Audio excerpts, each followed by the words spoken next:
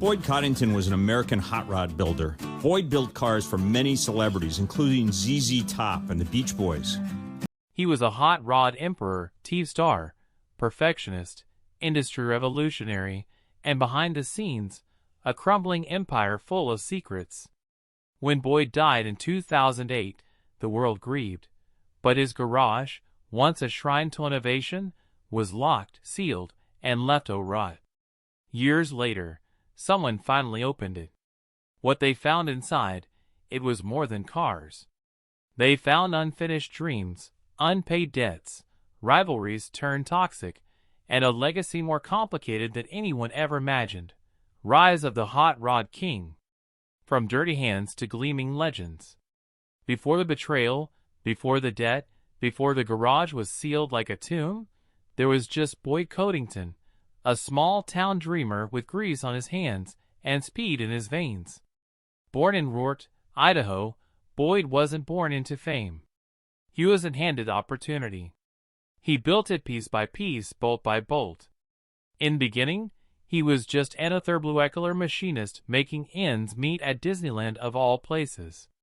But in the shadows of the Magic Kingdom, Boyd had a secret life.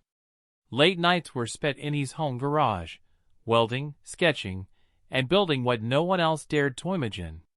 And that garage, it would only evolve into the kingdom of hot rods. By the late 70s, Boyd had stepped fully into the custom car world, launching Boyd's Wheels, and later Hot Rods by Boyd. And the industry, it had never seen anything like him. While most builders were obsessed with muscle and chrome, Boyd had a completely different vision. He wanted art on wheels, elegance fused with innovation, something that belonged in a gallery and in a racetrack. Then came the magic touch, billet aluminum wheels. At the time, they were unheard of, sleek, expensive, and dangerously ahead of their time. But once Boyd introduced them, they became the new gold standard. Suddenly, everyone wanted Boyd's designs. His hot rods weren't just vehicles. They were rolling masterpieces, collector's items, trophies of status and style. By the 80s and 90s, Boyd wasn't just participating in car culture. He was leading it, winning the America's Most Beautiful Roadster award again and again. Boyd had become more than a designer. He was a celebrity, a brand, a god to gearheads. His clients were elite. His cars were museum-worthy. His builds were being talked about in every garage, at every auction, in every automotive magazine across the globe. Boyd had done it. He turned grease-stained dreams into glossy perfection. But while the world marveled at his success, the pressure inside the shop began to bubble. And like any great empire built on obsession, control, and perfection, the cracks were already starting to form. Because Boyd wasn't just a builder. He was a visionary, yes, but also a control freak. He demanded excellence. He obsessed over details. Every bolt had to be flawless. Every curve had to scream innovation. For those who couldn't keep up with that kind of perfection, the door was always open for them to walk out. Still, at this point in the timeline, Boyd was at the peak of his power. With the Discovery Channel knocking on his garage door and begging to put his process on TV. He was about to become a full-blown superstar.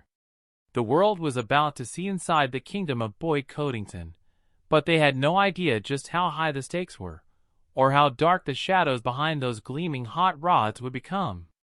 Because the real story, the one hidden under all that chrome, it was just getting started. The shop of shattered nerves.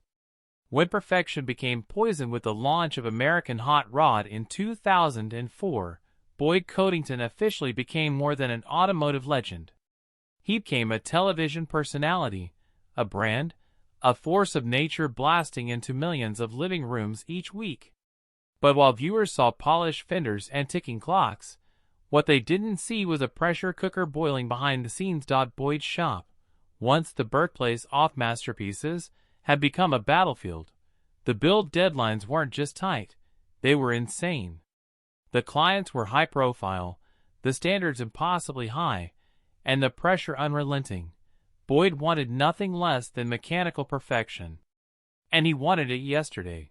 Inside those walls, it was all adrenaline, sparks, and screaming welders. But it wasn't just the machines breaking down.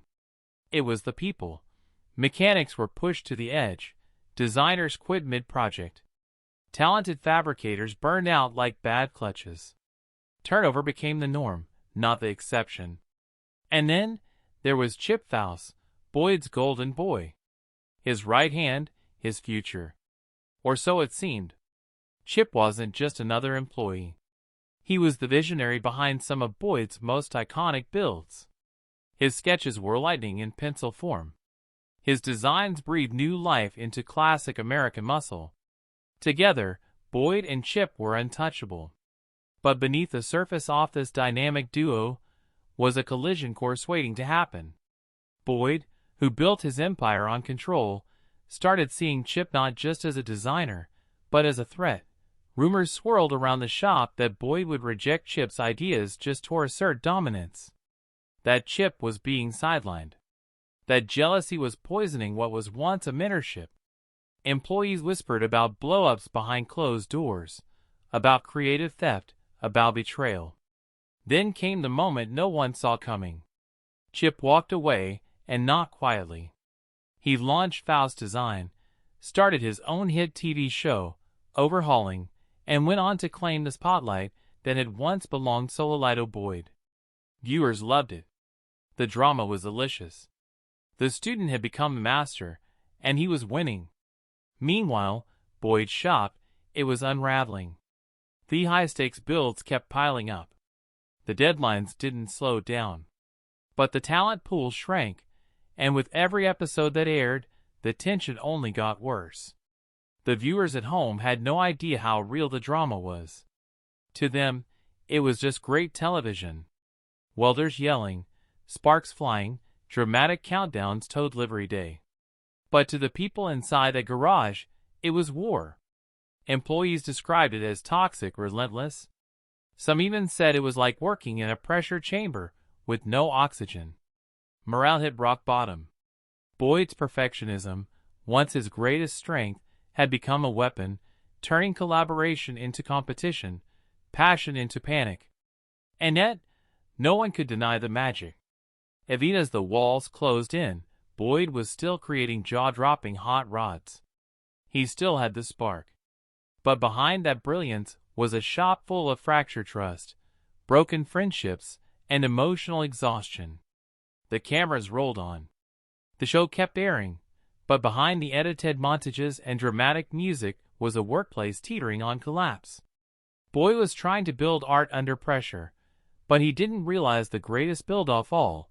His team was falling apart one bolt at a time. And the worst part? He wouldn't get the chance to fix it. The garage was sealed, then unsealed. A kingdom left in chaos. When Boyd Coddington passed away suddenly in February 2008, the world of custom cars stood still.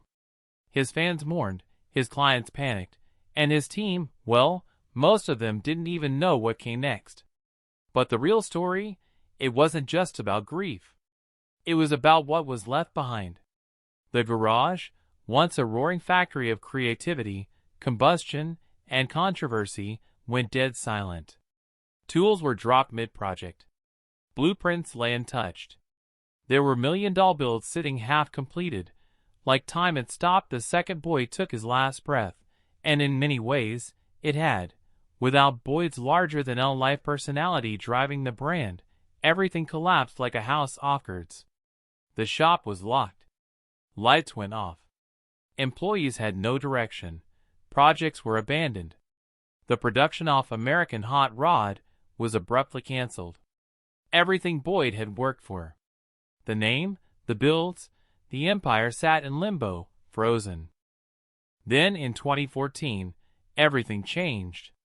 The garage was quietly sold to a private collector, someone with a deep admiration for Boyd's legacy and a curiosity that can't be ignored. And when the new owners finally opened those rusted doors, what they found inside didn't just challenge everything the world thought it knew about Boyd Coddington, it exposed a tragic, complicated, and shocking truth. This wasn't just a garage. It was a crypt. A vault of betrayal, lost dreams, and ghosts that refused to be buried. Behind the sealed doors, the shocking discoveries inside. When the new owners finally cracked open the doors of Boyd Coddington's abandoned garage, it wasn't just a walk into a forgotten workspace. It was like stepping into a frozen moment in time. The air inside was thick with dust. The kind that settles when life just stops. It clung to everything. Half-built cars, old toolboxes, cracked coffee mugs on workbenches. Like a shroud. You could feel the tension, the stillness, the weight of something unfinished. 7 hot rods, some no more than skeletal frames, stood eerily still in the middle of the shop. Each one looking like it had just been left moments ago, but it had been 6 long years. Tools lay exactly where they'd been dropped. Sketches sat under dusty paper weights. One design, hand-drawn, and signed by Boyd himself, showed a prototype unlike anything fans had ever seen. It was a hybrid hot rod decades ahead of its time. Sleek, modern, electric meets muscle. It had never been revealed. It had never been built. And if Boyd had lived long enough to finish it, it might have changed everything. But the biggest shock wasn't on the shop floor. It was hidden in the back offices where the real secrets were stashed. Cabinets were jammed shut with old files. Drawers creaked open to reveal folders bursting with blueprints, contracts, and handwritten notes. There were pages labeled priority builds. Others marked top clients. Confidential. Lists upon lists, names, dates, deadlines, all scribbled in Boyd's own handwriting. It was clear Boyd had been planning something massive before his death. Our invention, a comeback, a final show-stopping act. But it never happened. Among the most chilling discoveries was a file labeled "Do Not Share." Inside, dozens of blueprints from as far back as the 1980s, Radicallen-built designs that had never seen the light of day. There were even concept sketches resembling vehicles that competitors had later released under their names. And then things got personal. In a locked drawer beneath a stack of aging invoices, the new owner found a stash of letters. Some were routine business messages, but one stood out. A letter addressed only to someone with the initial CF. And it didn't take a genius to figure out who that was.